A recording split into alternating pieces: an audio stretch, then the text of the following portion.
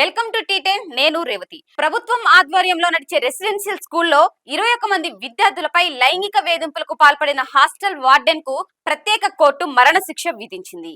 మాజీ ప్రధానోపాధ్యాయుడు ఒక టీచర్ కు 20 ఏళ్ల జైలు శిక్ష విధించింది.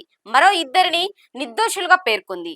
అరుణాచల్ ప్రదేశ్ లోని పోక్సో ప్రత్యేక కోర్టు ఈ మేరకు గురువారం కీలక తీర్పు ఇచ్చింది. రెసిడెన్షియల్ స్కూల్ హాస్టల్లో తన 12 ఏళ్ల కవల కుమార్తెలను వార్డెన్ యుమ్కెన్ బాగ్రా లైంగికంగా వేధించడంతో పాటు అత్యాచారానికి యత్నించినట్లు 2022లో ఒక వ్యక్తి పోలీసులకు ఫిర్యాదు చేశాడు. దీంతో ఈ కేసు దర్యాప్తు కోసం ప్రత్యేక దర్యాప్తు బృందంని ఏర్పాటు చేశారు.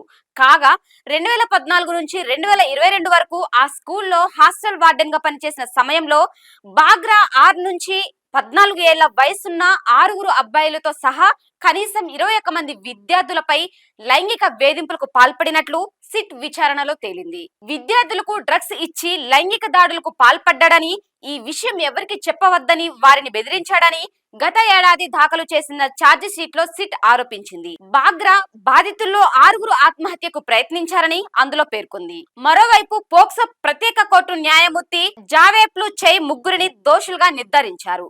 గురువారం వారికి శిక్షలు ఖరారు చేశారు. విద్యార్థులపై లైంగిక దాడులకు పాల్పడిన వార్డెన్ యుమెన్కెన్ బాగ్రాకు మరణశిక్ష విధించారు.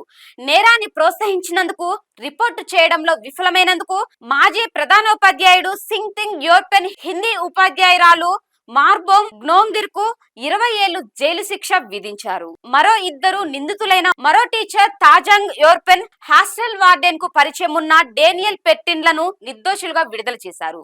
ఇది ఇవాల్టి న్యూస్. చూస్తూనే ఉండండి టీ10.